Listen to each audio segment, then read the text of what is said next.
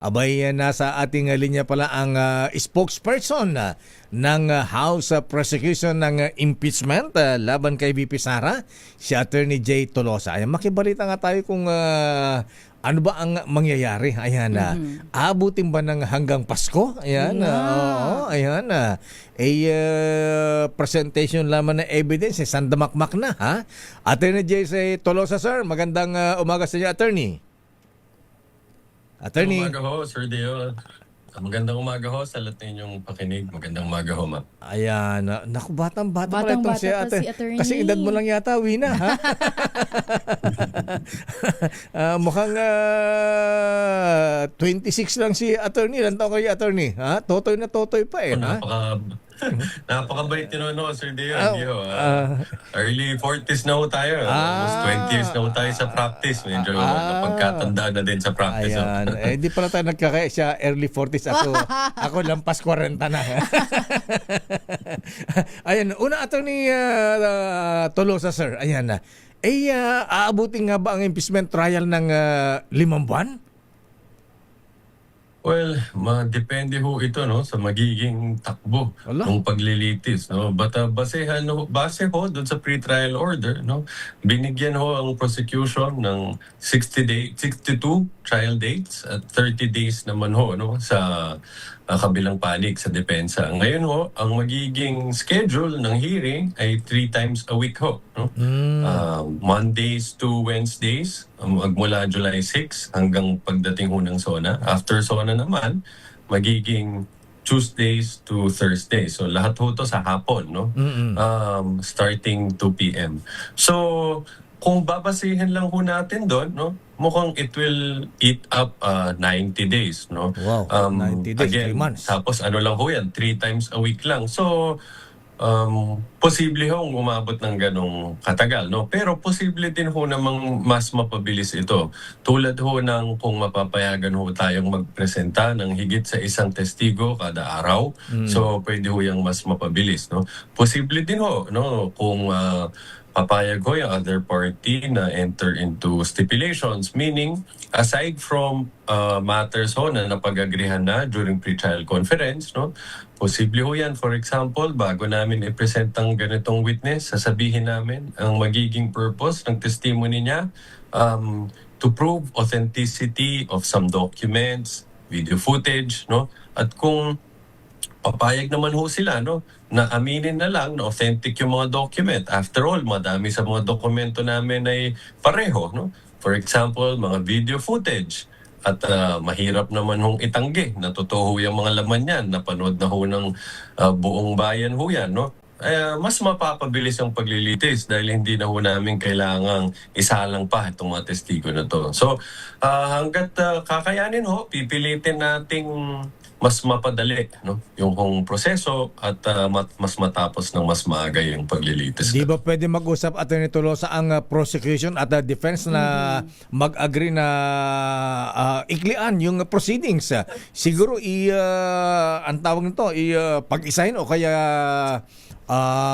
ang tawag nito compact kumbaga yung yung mga yung mga testimonya, yung mga documents, mga ebidensya. Ayan, para mabasbawasan yung haba ng oras sa Attorney Tolosa, sir. Ho. Posible naman ho yan, no? Kung tulad doon ng nasabi ko kanina, kung pwede naman hong mag-agree yung both parties na mga ibang bagay na hindi na dapat pang pagtalunan pa at kakailanganin pa na mag-upo kami ng testigo para patunayan yung mga ganyang bagay, no?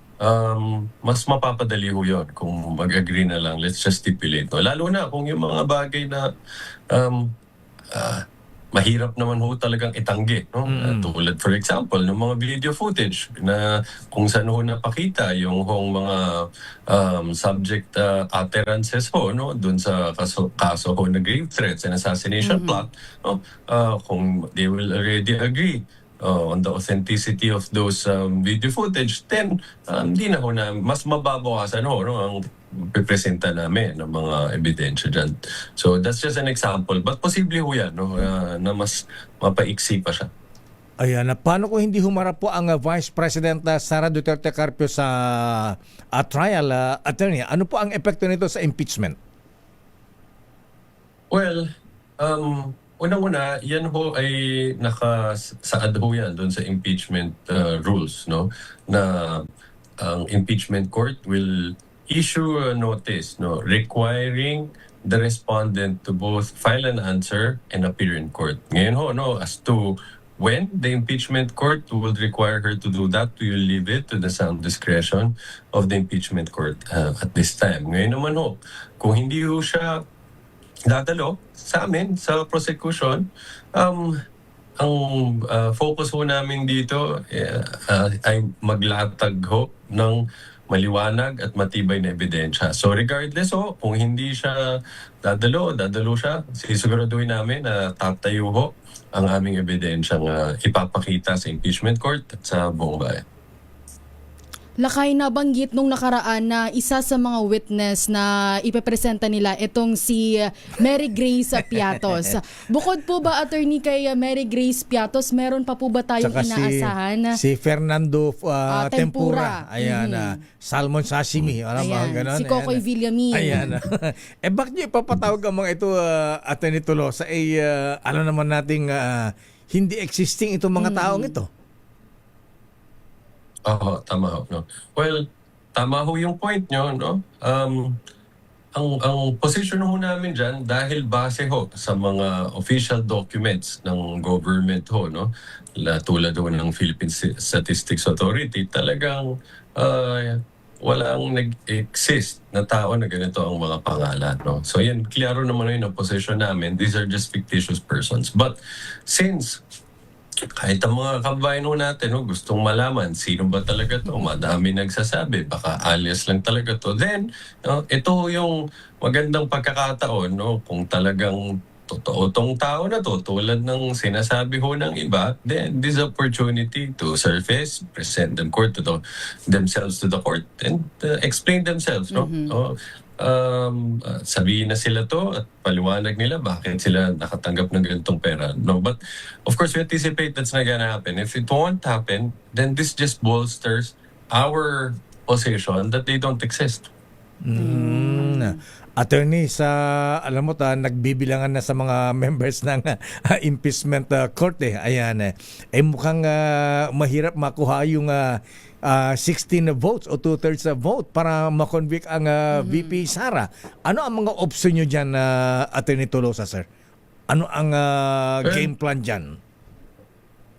Una-una, nananalig ho kami na ang mga senator judges, no, pagkatapos nitong proseso nito ay magpapasya ng base sa ebidensya na pipresenta ng mga magkabilang panig. So ang focus lang ho namin dito, no, yun lang ho, siguraduhin lang mapresenta namin ng mabuting ebidensya, no, para at the end of the day, no, the presiding judge along with the rest of the country, no, could make their decision on this matter based on the evidence, no, based on the rules, basehan ho sa batas at base sa katotohanan.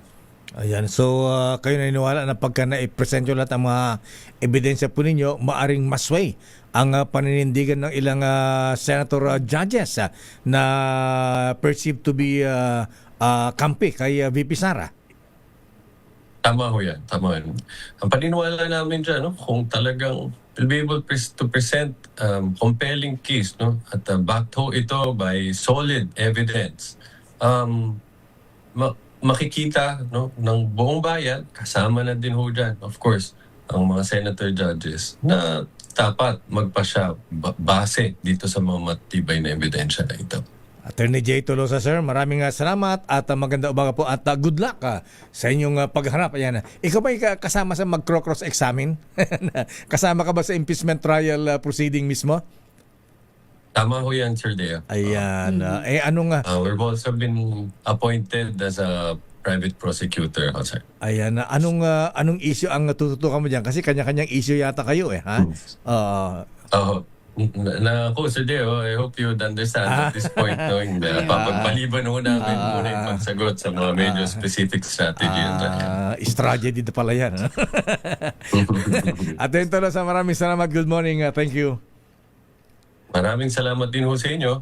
At magandang umaga. Mga kaibigan, Attorney Jay Tolosa, ang spokesperson ng House Prosecution. Daming bayan. Abay, isa